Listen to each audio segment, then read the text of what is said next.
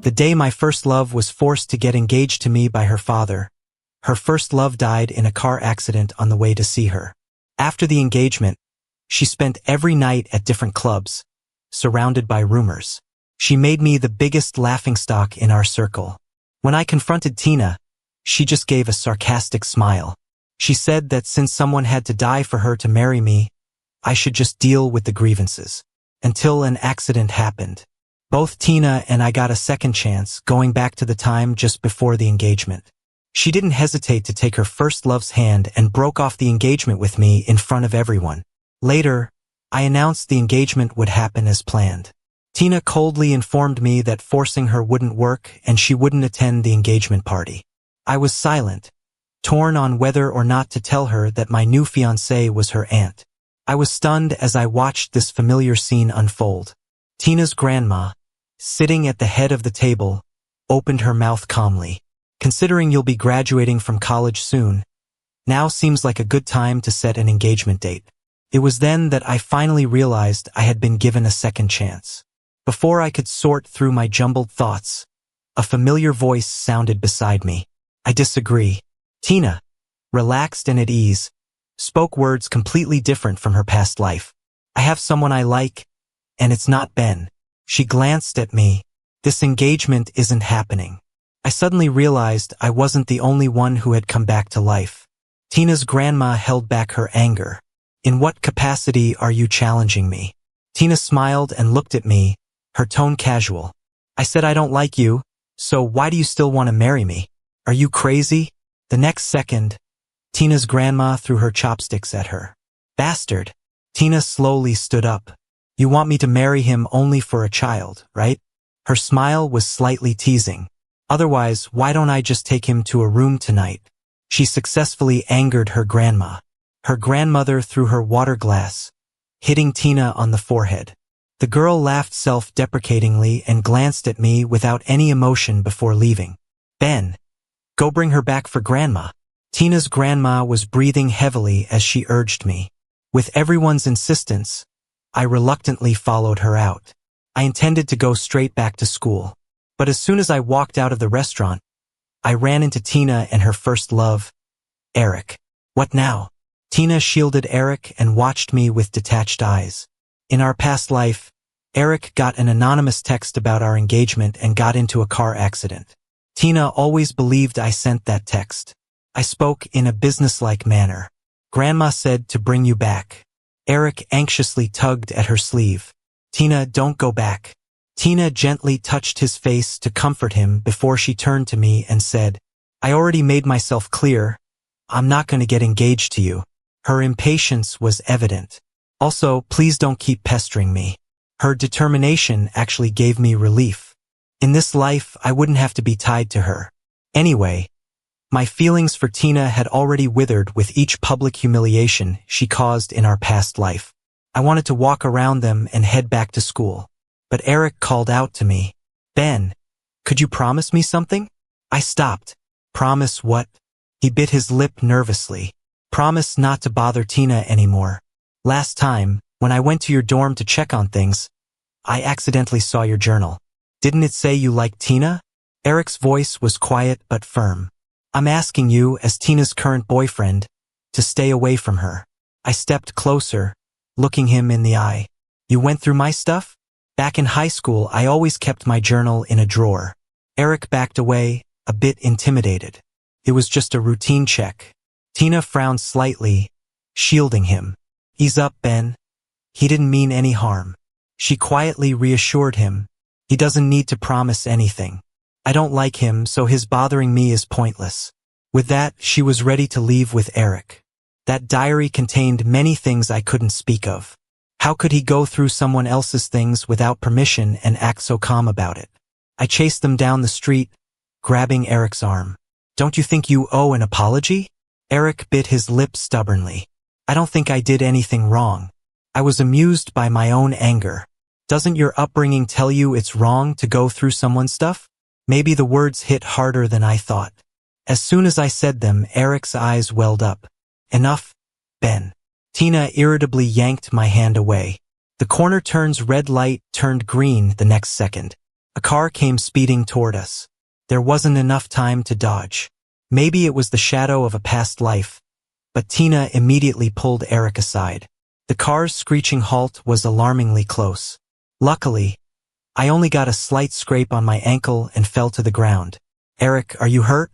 Tina held Eric, relieved to find he was okay. They were so wrapped up in the moment that they didn't even notice the driver angrily pulling away. Once she confirmed Eric was unscathed, Tina finally regained composure and noticed me trying to get up from the ground. Under the streetlight's flicker, I lifted my head and made eye contact with her in silence. After a pause, she chuckled softly, curiosity piqued. "Do you think this is karma?" She always believed I was responsible for Eric's past life accident, despite my countless claims otherwise. I turned my gaze back from the pair walking away and stood up, ignoring the pain, brushing off the dirt. Thankfully, I no longer had feelings for her, and wouldn't be saddened by this. Later, Tina's grandpa frequently invited me over to their house. He kindly advised me against holding grudges with Tina. No matter what I said, he never seemed to budge. Tina is as willful now as ever. Her aunt is the only one who can control her. Tina's aunt, Linda, was also the true head of the family.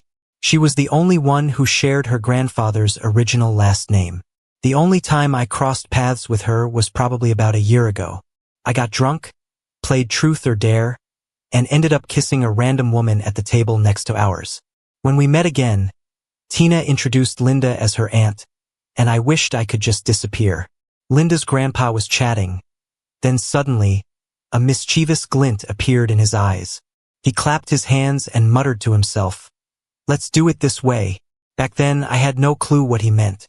A week later, Linda's grandpa tricked me into going to her family's hotel. Dripping wet from the rain, he handed me a room key card, telling me to go up and wait because someone would bring me dry clothes soon.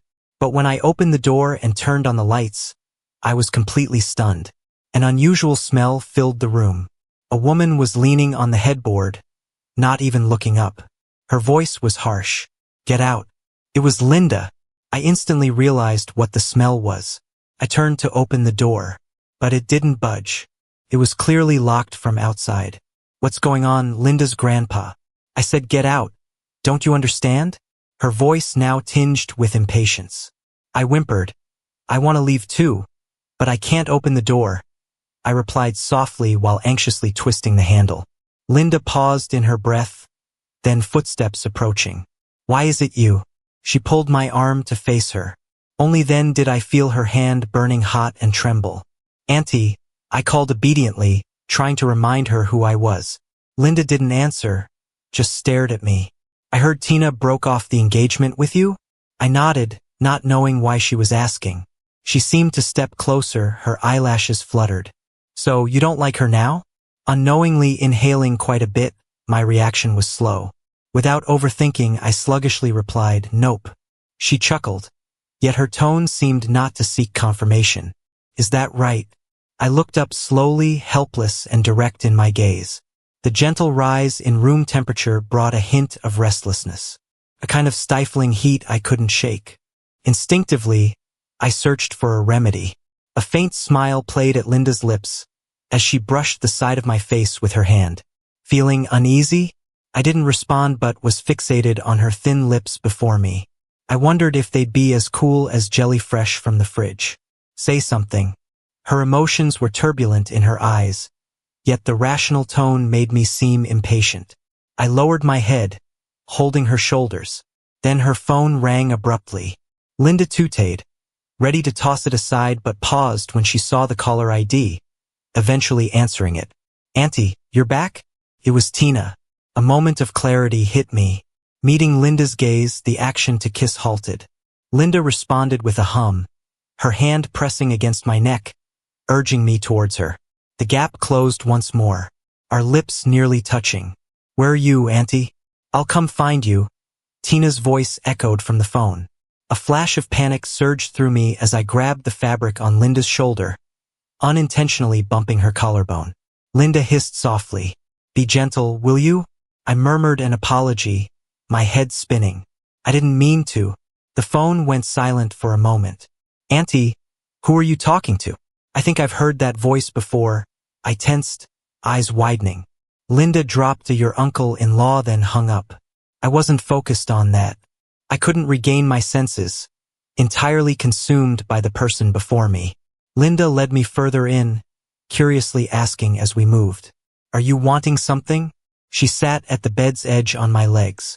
I nodded earnestly, leaning down to kiss. Linda smiled, turning her head. I'm too old to play the hit and run game once it's over. 6 years my senior, old enough to use too old as a description? So, if you won't take responsibility, I'll definitely call the cops. Got it? It felt like standing under a plum tree, throat parched, eyes hungry for the juicy fruit. Thirst can't be quenched by just looking, unless I get to taste it. After several assurances, the plum finally reached my lips. I kissed softly but pulled away almost immediately. Linda instinctively followed but stopped herself just before touching again. If you're gonna be that half-hearted, don't bother. An easygoing tone softly coaxed me. Open your mouth, lean in.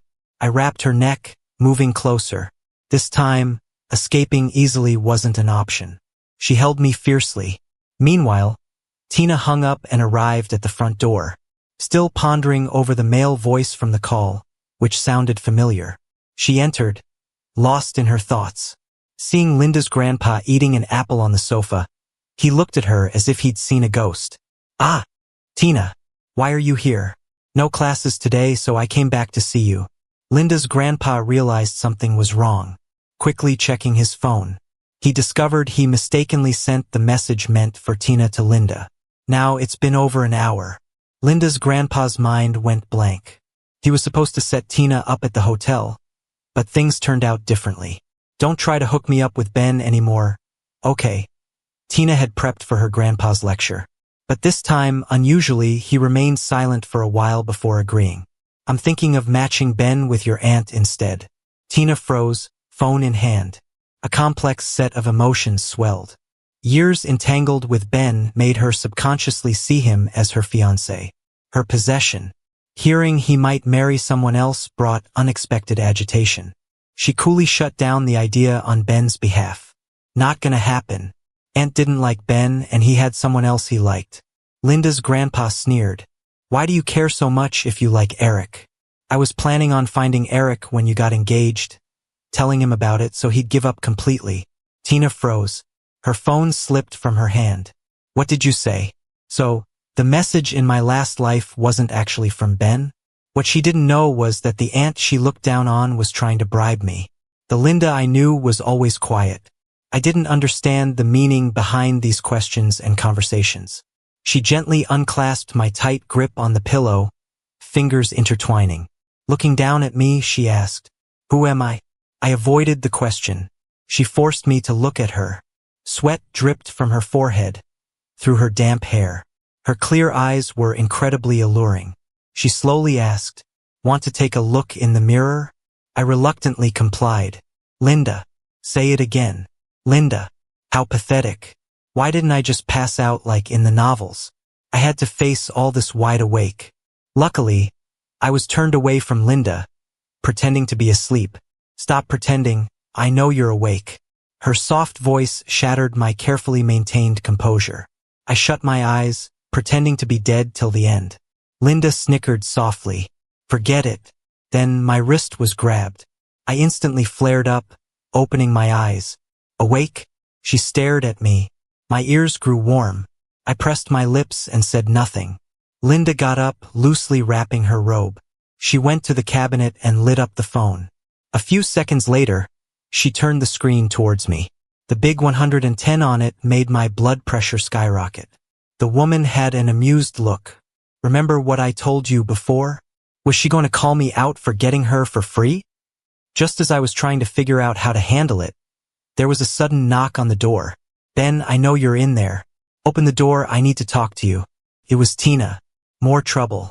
I looked at the door, completely lost. Tina kept yammering outside. Linda lost her patience. With a small frown, she just opened the door. What is it, you have to bother us now? Tina paused for 2 seconds. And why are you here? Didn't Grandpa say Ben was here? Laying there in the bed, hopelessness enveloped me. Though I hadn't heard Linda's reply, I could already foresee the coming storm in my mind. Until, "Aunt, is your boyfriend inside?" Tina recollected that phone call. "Grandpa might have mixed it up. I'll go ask at Ben's place then." She smiled, understanding. "Sorry to disturb you and Uncle. Give my regards to him." Not until Linda closed the door did I realize what happened. Had Tina's cluelessness saved us from this unavoidable crisis? Out of the corner of my eye, I saw Linda walking over. Hastily, I picked up my phone, trying to busy myself, avoiding the previous topic. "What are you doing?" I bit my lip, buying medicine. Linda raised an eyebrow. "What kind?" I hesitated for a couple of seconds, not hiding. "Birth control." A soft laugh came from above me. Her lazy eyes, the words full of indifference. Why would I need it? I clenched the blanket tightly, annoyed. Because of me. "What's with you?" With Linda's calm expression, I felt a strange sense of grievance. No longer wanting to argue, I silently looked down, continuing to search for the pills. The phone was taken and tossed aside. The woman brushed my slightly red eyes, her voice unusually gentle. "Stop worrying. I've taken it." I was stunned, trying to recall that part. Linda thought I didn't believe her, patiently added, "Every time." Even pointed at the trash can, jokingly asking, "Want to check?" I didn't actually look, but finally recalled bits and pieces. With Linda's grandfather's special aroma, I acted like I'd never seen a woman. Linda dodging my kisses, gently coaxing. "Wait a bit." I chased her, mumbling, "Can't wait." "Linda." She took a deep breath, reached for something on the bedside table, touched her ear, asking, "No more kisses?" Reason in Linda's eyes broke. "Can't let you smell this again." I was confused. A moment later, just before she kissed me again, she explained, "I can't handle it." So much embarrassment had numbed me. So when Linda asked me to carry her to the bathroom, I hesitated a bit. Then she stretched out her hands. "Well, be my guest." A soft chuckle escaped from Linda. She nestled into my neck as I walked to the bathroom. You're welcome." That day Linda asked me again if I'd be responsible for her. Noticing my indecision, she didn't press. Just said, "Your father's company is having cash flow problems, and Tina called off the engagement. She will find a new match for you soon." The next morning, on my way home, I was mulling over Linda's words. However, when I saw Tina downstairs, I temporarily put that matter aside. Fatigue was evident in the girl's eyes. Her voice was colder than the morning mist. "Explain why you didn't answer all night, didn't come home. Where were you?" I looked away. "None of your business." After leaving the hotel yesterday afternoon, I was too exhausted to deal with my dad, so I went to a nearby apartment I owned. No need to explain all this to Tina. When she approached, the chill in her scent was even more profound. "None of my business?" She gave a faint smile. "Ben, we haven't told anyone about calling off the engagement. Officially, I'm still your fiancé. You spending the night out isn't my business?" Tina spoke with a familiarity that came from the previous life. This had happened before. During my internship, I had to accompany my boss on a last-minute business trip for a day. No one was notified. On the third day, I saw Tina outside my apartment building. She still had lipstick stains on her neck, but she still furiously questioned me about where I had been. The woman before me overlapped with my memories. I looked at her in disbelief. "You took Eric away publicly, even before canceling the engagement, right?" I said. Tina stared at me for a long time, clearly annoyed. She coldly smirked. "Do you know what annoys me the most about you?" Her gaze was both scrutinizing and judgmental. "It's your petty jealousy and how you don't even bother to hide it. Don't you think you are being totally obnoxious, Ben?" I was taken aback for a moment. I was just stating facts to refute her and didn't expect she'd see me as jealous. Tina shook her head, stepping back to maintain a safe distance. "I thought maybe I misunderstood you. But now, even if you didn't do that, you still get jealous. You're really no match for Eric." With that, she left, giving me a disappointed look. "Tina," I called out to her as she was about to leave. "Even if I am jealous, it's not for you." You really are full of yourself. Stop showing up again. If you come near me again, I'll call the cops. I turned and headed back to my apartment without looking back. Jealousy and losing control. I'd heard this many times before. Tina's attitude towards me had changed from harsh blame to casual mockery. Standing back and looking at it now, devoid of any emotion towards Tina, I realized I'd wasted too much unnecessary time tangled up with her. After that day, Tina unilaterally announced the cancellation of our engagement. Linda was right. The next day, my dad couldn't wait to introduce me to a new marriage prospect. Initially, I planned to just meet them briefly, but things took a surprising turn from the start. Honestly, I'm kinda into your type. In the restaurant, my date, Lily, began candidly, but I couldn't say anything. If I admitted that her $30,000 shoes didn't mask her odor and it put me off eating, she'd probably leave right away. Then my dad would totally chew me out. As I was contemplating, a familiar voice responded to her. Who do you like? I instinctively looked up. Linda had a scarf draped over her arm. Her wavy hair casually streamed down her chest, slightly messy. There was a kind of leisurely elegance cultivated by the social scene. She looked at Lily with a not-so-friendly smile. Linda, what a coincidence. I'm actually on a blind date. Lily stood up quickly. Almost in an instant, a heated gaze landed on me. If Linda's gaze could be translated into temperature, I'd probably already be sizzling. Linda, would you like to join us for a meal? Lily asked politely, seeing that Linda hadn't left. Unexpectedly, she really did sit down. You guys continue. Pretend I'm not here. Linda fiddled with her fork, casually pushing around the broccoli on her plate. I nodded at Lily. Overall, I'm pretty satisfied with you. But there's one thing I really care about and want to ask. She hesitated and awkwardly said, Is it still your first time? I was dumbfounded and asked, What? She smacked her lips, a little embarrassed. Because I kinda care about that. Linda halted her movements. My hand under the table clenched tightly. A sense of overexposed discomfort seemed to flood my senses. I was about to speak when in the corner of my eye, I noticed Linda's fork hitting the table lightly. What's wrong? Linda? Not appetizing? I can order something else for you. Lily offered. Linda laughed, her tone icy. No, I think you're pretty interesting. How does someone who sleeps with different men every night have the audacity to expect a guy to stay pure for you until you're ready? Lily's face reddened, yet she insisted she was right. Linda, you don't get it. His family's practically selling him off. I'm lowering my standards because he looks decent.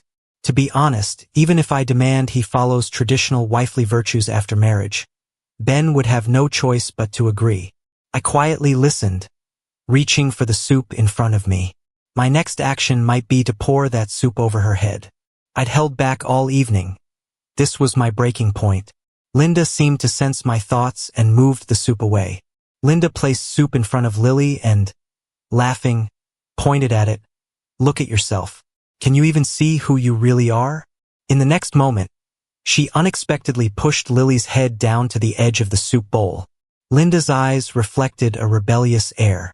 He doesn't even think I'm good enough for him. So who are you? You're just maintaining appearances by clinging to your family's outdated glory. Finally, Linda released Lily, who had choked on the soup.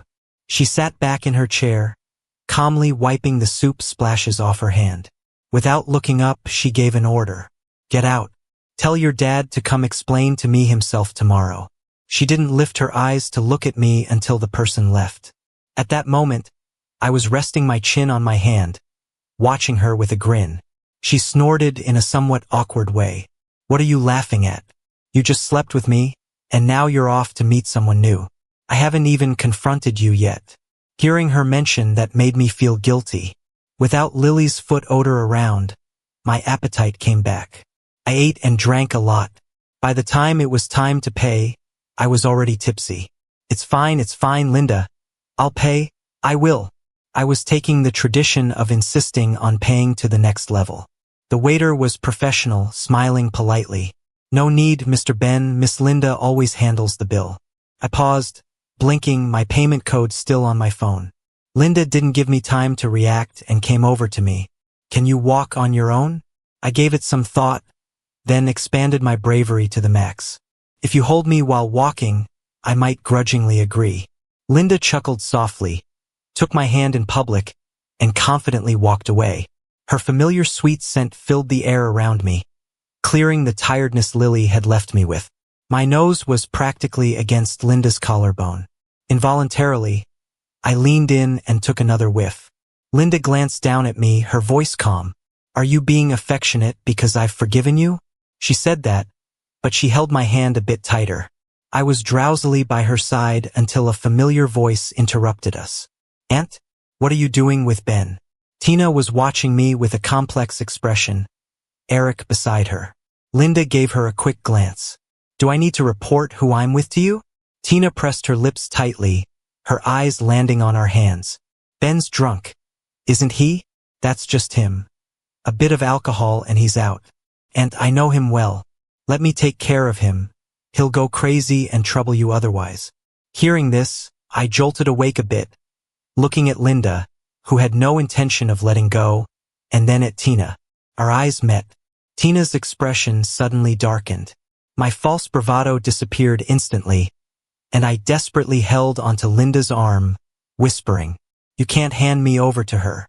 Linda laughed, her chest vibrating, then simply said 2 words, Let's go, and walked off. The next memory link connects to the following morning. I rubbed my groggy head, going downstairs while mentally preparing myself. I was ready for my dad to scold me, but seeing him calm and friendly was scarier than facing a ghost. Ben, did you sleep well? I didn't dare speak, not a word. My son, doing so well, even marrying someone top tier. I paused for a moment, then asked cautiously, Do you plan on having me marry that 57-year-old Mr. Wong? Dad's smile froze. Being with Linda has made you changes from silly to endearing. It's different. I was stunned. Suddenly, forgotten memories rushed back. Last night, Linda took me home, where I struggled with the seatbelt. Linda leaned in to help, and I happened to look up. My lips brushed against hers. Linda didn't move, her eyes slowly dropping to below my nose. In that small space, the sound of our breathing was amplifying the tension. Just when I thought Linda might do something, she pulled back with a mocking smile. I won't give you another chance to benefit from me without commitment. Fueled by alcohol, I was in awe of her lips, feeling defeated. I still remember, she was quite a good kisser. To prevent any kisses, Linda supported me very reservedly into the house. My dad was surprised to see Linda, but quickly covered it with a warm smile. I couldn't recall much of what was said between them. The one thing I did remember was Linda leaning into my ear, whispering so only we could hear. Marry me and I'll let you kiss me. As if worried I'd refuse, she sweetened the deal. Kiss as much as you want. Is she treating me like a fool? The mention of marriage brought a moment of clarity. The Linda who sent Lily packing was making my heart flutter. Plus, Dad pushing for a beneficial marriage was inevitable for the family. Ultimately, in front of everyone, in a moment of rare clarity, I agreed to marry Linda. Yes, it was an alliance at first. With the little fondness I felt, I still saw it as a marriage of convenience. A decision made after weighing the pros and cons. Much later, I would realize everything Linda did for me was out of love. Maybe if I had a choice or if I realized sooner, things might have been different. But the outcome would remain the same. In any given scenario, I ended up falling in love with Linda and marrying her. That's constant. Linda's grandpa, maybe feeling guilty, hadn't contacted me since the room key mix-up. When Linda and I set our engagement date, he finally called. Said to join him for lunch. I found Tina was there too. Linda was still on her way. Linda's grandpa, a bit clumsy, met me a few steps from the door. Haha. Ben, you're here. Ha ha ha. Watching him force a laugh, I was speechless. When it was just Tina and me in the living room, she frowned and spoke. You're here to discuss your engagement today? I nodded, not wanting to say more. Ben, do you think you're being fair? I could hear the irritation in her voice. I looked at her, totally confused. I admit it, I'm starting to kind of like you now. But pushing me to marry you with family pressure? That's just gonna backfire, you know? I was too shocked to even respond. Tina got up, brushing off her hoodie, still acting all high and mighty. Forcing me to marry won't work. If I don't show up to the engagement party, you're the one stuck in an awkward spot. I opened my mouth in silence, then closed it. We were at Linda's place. Wouldn't it be rude if I just started cussing her out now? Tina's pride finally cracked at dinner. The sound of chopsticks hitting the floor startled her. What did you guys say? Auntie and Ben are engaged? She let out a ridiculous laugh. Come on, you're kidding, right? They're not even in the same generation. Linda just nodded like it was obvious. Soon, you won't be in the same generation either. Better start practicing calling him uncle. I was debating whether to give Tina a wise and forgiving elder look when she suddenly pushed her bowl away and stormed to her room in a sulk. Later that night, Linda had a bit to drink. As soon as we got in the car, she asked the driver to raise the partition. Instantly, my alarm bells went off. But then Tina, who had chased us, interrupted with a testing question. Are you sure you want to marry him, Auntie? Linda lazily leaned back against her seat, rolling down the window. Tina glanced past her, right at me. There was a mocking gleam in her eyes, like she could already see me failing miserably. Auntie, you might not know this, but the guy you're about to marry used to be absolutely obsessed with me. Linda kept her head down, couldn't read her emotions. For some reason, I felt a bit nervous. Tina picked up on my reaction and laughed, her tone even more leisurely. Ben has this notebook, scribbled edge to edge with every little thing about his crush on me. Auntie, you sure you want to marry a guy who had a thing for your niece? The hand I had resting on the seat tightened with every word she said. Tina was Linda's niece, after all. The chance of her siding with me was way less than siding with Tina, especially after Tina embarrassed her like that. Linda draped one hand over the window ledge, lifting her wrist slightly to signal me to look at Tina. When our eyes met, Tina wore a triumphant smile. See, Ben, Auntie's just telling you to leave and come with me. There's no way she'd choose you. Linda ignored her and asked me, did you hear all of her insults just now?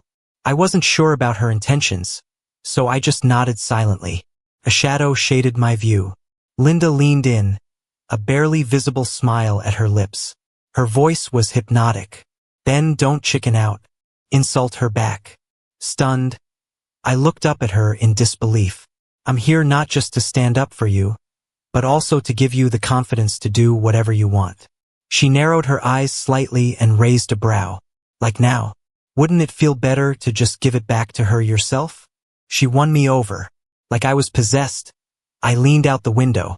But before I said anything, I turned to Linda for reassurance. You really got my back? Her nod was almost a whisper.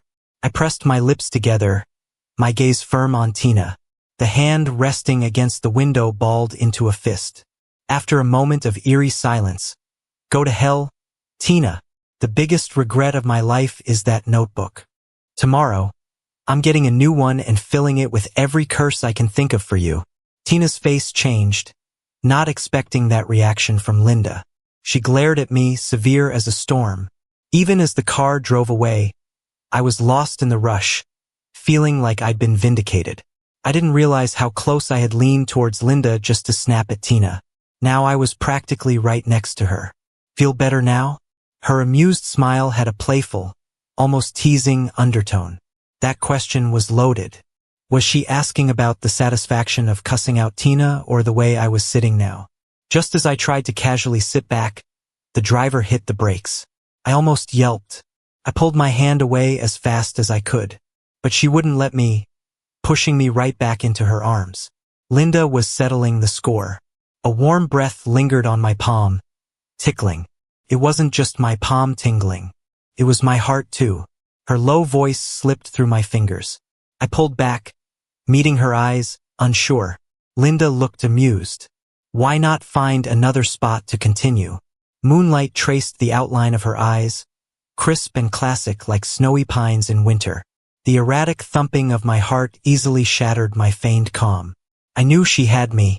Before I even realized, I was leaning into her shoulder. Our eyes naturally drifted down to each other's lips, until they met.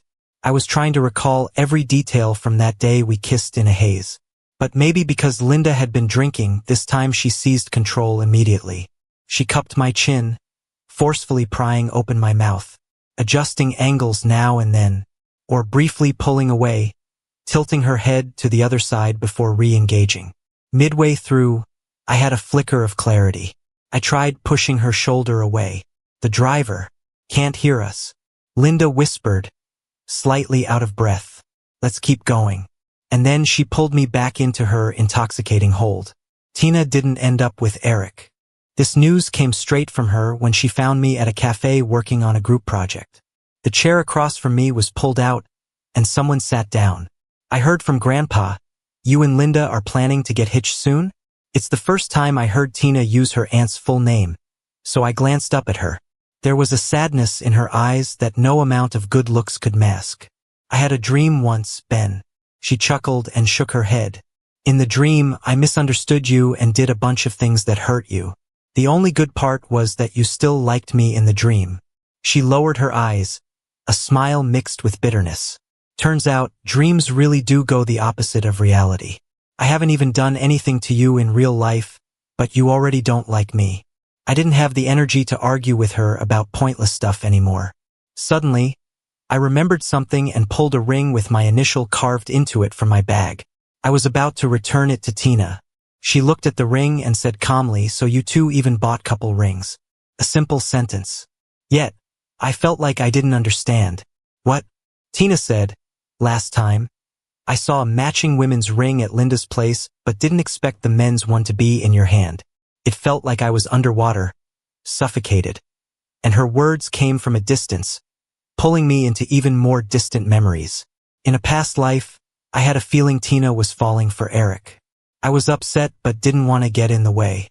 Just as I was planning to ask her, I got this gift box. Inside was this ring. I thought it was a gift from Tina. Never considered it might be from Linda. That night, when Tina came to me, I was so thrilled I hugged her and boldly confessed, "Tina, I really like you." Tina didn't push me away. After a pause, she hugged me back. "I know," she said. "And you?" I lifted my head from her embrace, hopeful. Tina pressed me back into her arms so I couldn't see her face. "I never said I didn't like you," she replied ambiguously. That subtlety was lost on me at the time, thanks to my high dopamine levels. If it weren't for that ring, we probably wouldn't have gotten engaged. Then, Tina's question brought me back to reality. My gaze fell on the ring again. I slipped it onto my finger. "What did you call me?" Tina didn't notice me laying a trap for her. Then, I gave her a smile I hadn't shown in a while. "Remember to start calling me uncle-in-law soon, okay?" Without a word, Tina left. I gave a nod to her retreating figure, satisfied she wouldn't come back to pester me. I didn't ask Linda about the ring right away, but there was a nagging question I couldn't shake. If she gave me the ring, why not say something? I stared at the ring, digging through past memories of Linda. Then it hit me. The day I confessed to Tina, I noticed a Cullinan facing us.